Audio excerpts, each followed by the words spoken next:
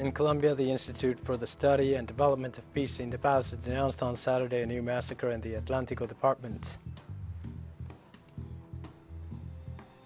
In Tehran, the Iranian capital, Colonel Sayad Jodayi, a member of the Guardians of the Islamic Revolution, has been assassinated. In South Africa, India, and Bangladesh, dozens have died and hundreds have been affected by heavy rains and floods over the weekend.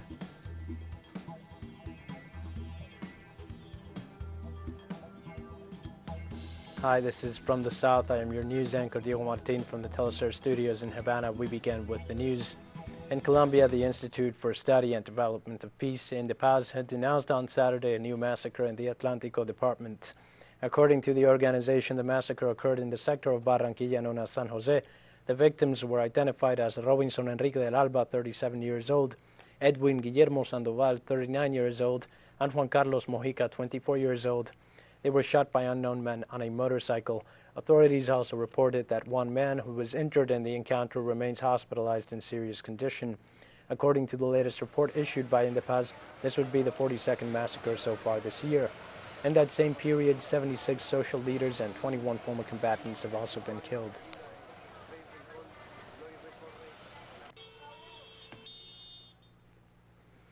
In Mexico, lawyer and feminist activist Cecilia Monzon was murdered by hired killers in Conurbado municipality located in the city of San Pedro Cholula in the central state of Puebla.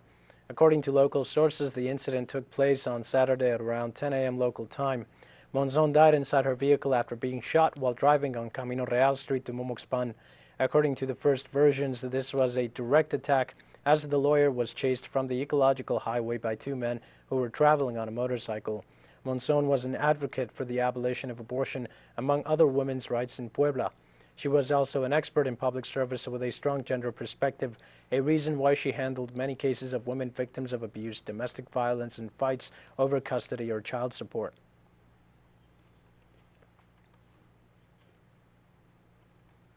And in Mexico, a group of migrants died and 20 sustained injuries after the truck in which they traveled toppled over.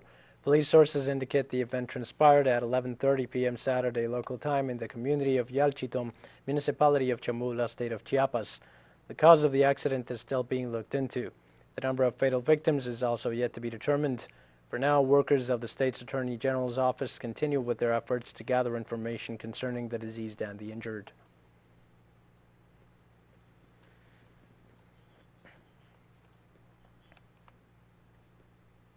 Now, just months before the elections in Brazil, the president of that country, Jair Bolsonaro, is going ahead with the negotiations to privatize part of the national heritage and is already planning to sell one of the country's main state-owned companies next June. More details from our correspondent, Andrea Vieira. The main power company in Latin America, Brazil's Eletrobras, is on its way to be privatized. The government of Jair Bolsonaro got the green light from the Union's Court of Accounts to pass control of the state-owned power company into private hands. The only member of the court who voted against it denounced several irregularities, including the fact that the government is charging less than $14 billion for an asset worth at least $29 million, which is less than half. I have no doubt. I have clear conscience that in the future, this court and each one of us will be accountable to history. Another concern about privatization is the possibility that Brazil's nuclear power technology will pass into private hands if the state-owned company in this sector does not pay the debt it owes to Eletrobras. For environmentalist Sergio Ricardo, it is also alarming that the sale of the state-owned company will bring dirty energy generation back to Brazil. There is a debate on the return of thermoelectric plants, including coal-fired plants, which will contaminate the Brazilian energy matrix, which is an international reference and has a clean and sustainable matrix.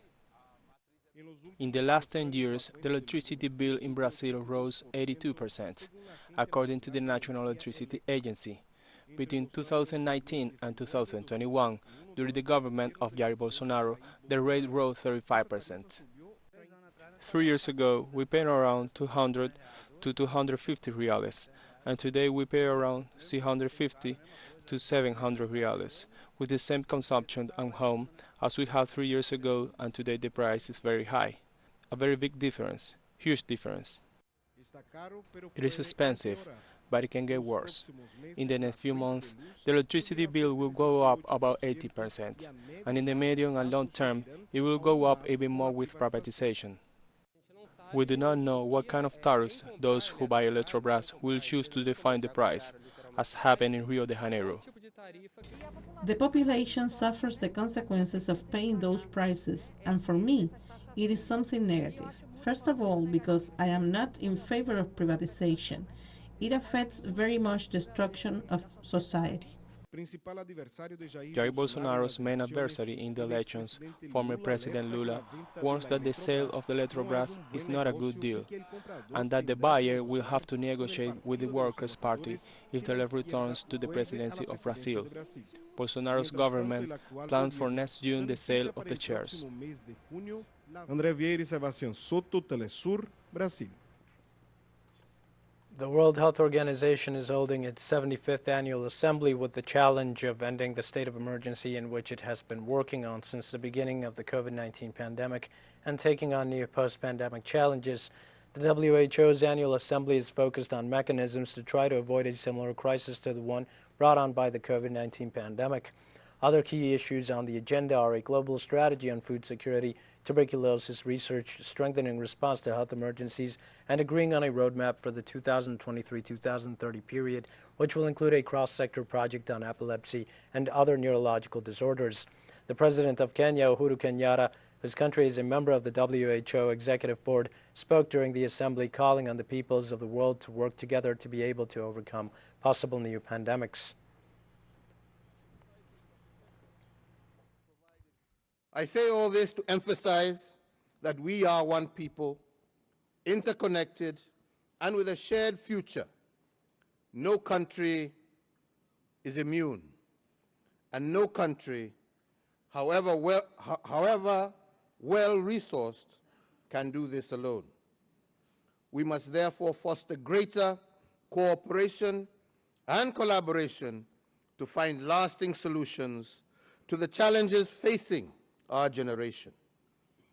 This will set us on the right path towards sustainable development and attainment of the highest standards of healthcare to our people.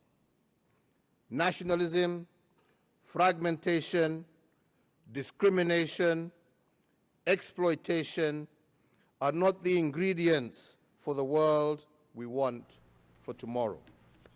On Sunday, the World Health Organization issued a report on this relatively new health concern worldwide, the monkeypox virus, the WHO has just reported that the number of monkeypox cases rose to 92 in a dozen countries. The World Health Organization says that to this date, no deaths have been reported as a consequence of the disease. Still, at least 28 people remain under investigation for possible infection with the virus. The World Health Organization, or WHO, says they are working with the affected countries to monitor the disease and support those who may have been infected.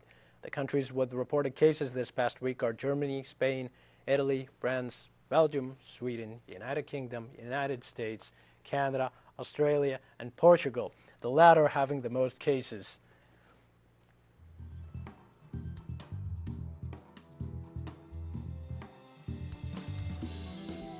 We're going to take a short break now. Please join us again after this.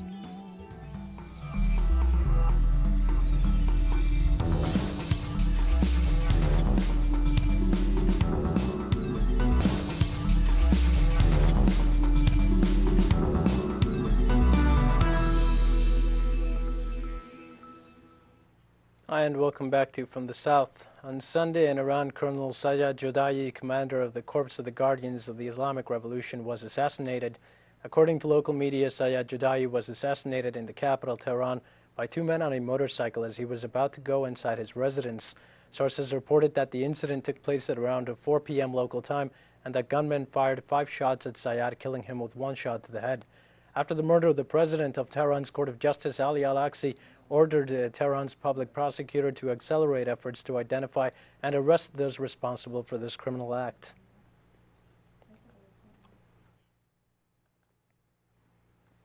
Now, Burkina Faso's security forces repelled on Saturday an attack made by more than 200 terrorists on a military base north of the country. According to Burkina Faso's government information service, following the terrorist attack in Burzanga, security operations by forces previously deployed continued in that area. According to the media, they got back up from troops on Operation Barkhane, a French operation in the north of the African continent aimed at seeking stability in the region. The French army confirmed its involvement in the incident and said that they used an M2000 patrol fighter to attack and pursue the terrorists. France also confirmed that 35 terrorists and 5 Burkina Faso soldiers were killed during the operation.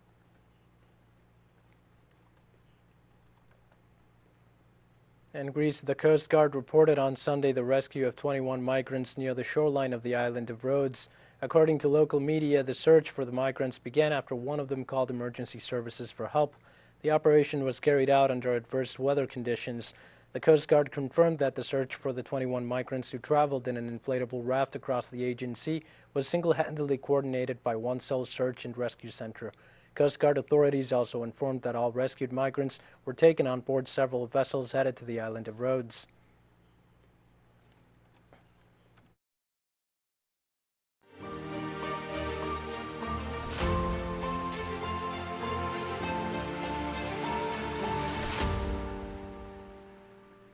The Russian government expressed concern about the progressive militarization of the Arctic. The special envoy of the Russian Foreign Ministry and the highest representative of the Eurasian nation to the Arctic Council, Nikolai Korchunov, described as very frightening the transformation of polar zones of the Northern Hemisphere into a military operation theater.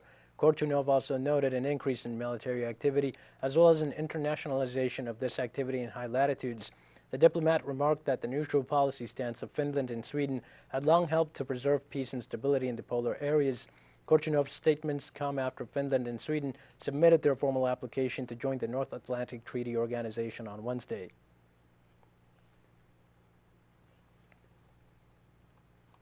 In the context of the campaign launched against the Russian economy, the government of Lithuania said it will stop importing electrical energy from Russia. The measure is part of a package of over 10,000 sanctions directed towards Russia by a wide group of governments, many of them member nations of the European Union. With the new decision, the government in Vilna announced the severance of its last ties with Moscow in terms of energy, since prior to that, Lithuania had stopped purchasing gas and oil from the Eurasian nation. According to a communique of the Lithuanian Ministry of Energy, the country will fulfill its needs with national production and imports conveyed through Latvia, Poland, and Sweden.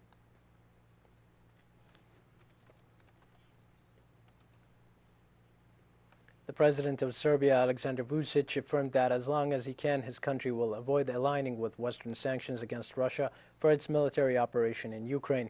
In statements issued on Saturday to the Pink television network, the president claimed our duty is to fight for our country, to follow the decisions written by the National Security Council as much as we can and as long as we can. Moreover, the head of state added that he expects to discuss gas supplies with his Russian counterpart, Vladimir Putin, next week. The statements come a week after the European Union's foreign policy chief Josep Borrell warned Serbia that it should align its foreign policy with the community bloc and apply sanctions against Russia.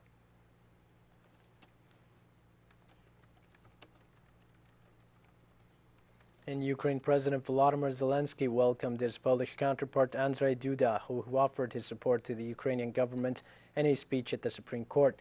The presence of the Polish president is part of the campaign to position Ukraine, a campaign that began with Zelensky's multiple appearances before parliaments around the world, where he spread his anti-Russian message and called for measures such as the confiscation of the assets of Russian government officials in foreign countries. Duda labeled Kyiv's struggle as heroic and said that Ukraine represents the resistance of the free world. The visit is part of Kyiv's efforts to be admitted into the European Union and NATO.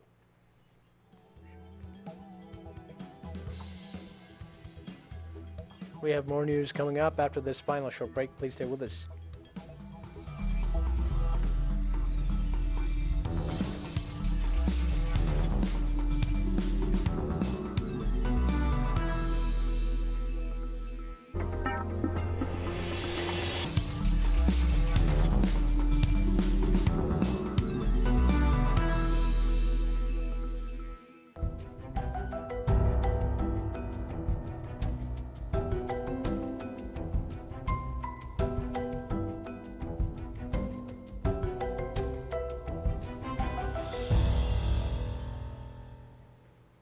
Hi and welcome back. Heavy rains hit South Africa again, leaving 500 people or so displaced in the eastern coast.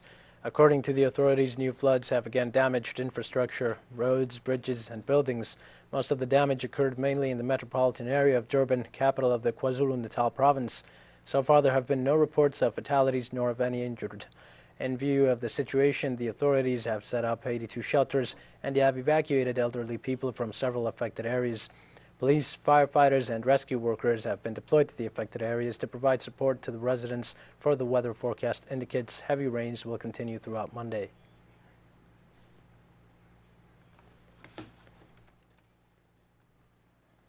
And floods have also been reported in South Asia and Bangladesh, where waters from northeast India breached a dike on the Borak River, a river shared by the two countries, flooding at least 100 villages.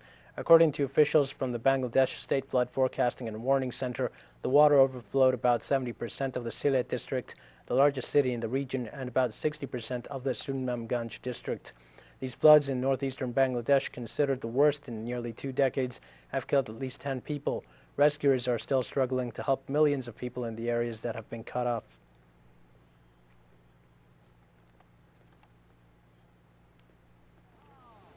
Heavy rains were also reported in India during the past week, with resulting floods and landslides that have caused the death of over 50 people. According to the authorities, of these fatal victims, 18 correspond to the state of Assam in the country's northeast, while 33 are from the state of Bihar, west of Assam. More than 92,000 people in India live in shelters after suffering the loss of their homes due to natural disasters.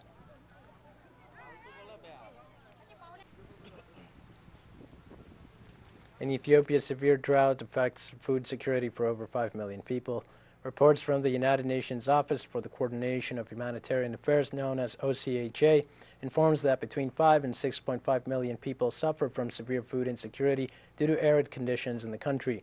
Authorities report that no rainfalls have been recorded in 18 months, which is significantly affecting the local ecosystems and crops. OCHA reports warned that in the Harguduro village, almost 1.5 million heads of cattle have reportedly died as a result of the current drought in the country.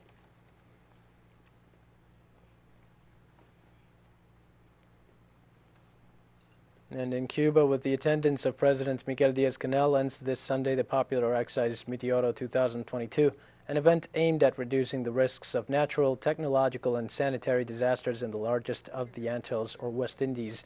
The annual activity that began on Saturday, May 21st, is carried out on the eve of an active hurricane season on the island, taking into account the epidemiological situation due to the COVID-19 pandemic. On this second and last day, the activities were totally practical, with simulations which were carried out with the required personnel and in accordance with the essential protection measures as indicated by the National General Staff of the National Civil Defense. The exercise includes an evaluation of the cyclonic hurricane season forecast in the Atlantic from this month until the end of next November. This will allow to update the plans to face natural disasters in the island.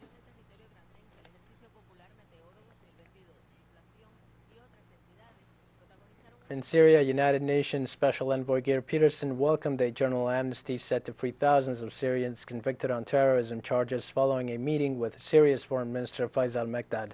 President Bashar al-Assad decreed several amnesties during the country's devastating 11-year war, but the latest in April was the most comprehensive related to terrorism charges since the conflict began, rights activists said. The April decree granted a general amnesty to detainees convicted of terrorism charges, except cases that led to the death of a person. Syria's Justice Ministry has said hundreds of inmates had been released, and a military official, Ahmad Tuzan, told local media that this week that the amnesty would cover thousands, including those who were wanted but not detained.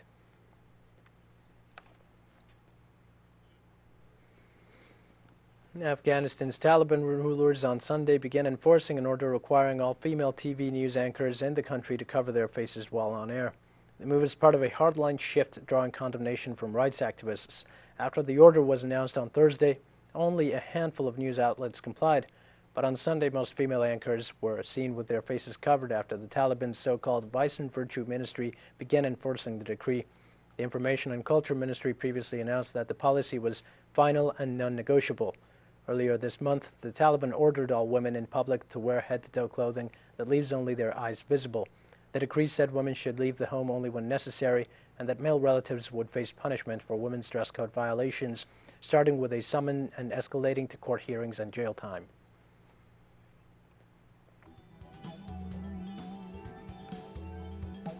With that, friends, we've come to the end of this news brief. Remember, you can find these and many other stories on our website at Telestar English.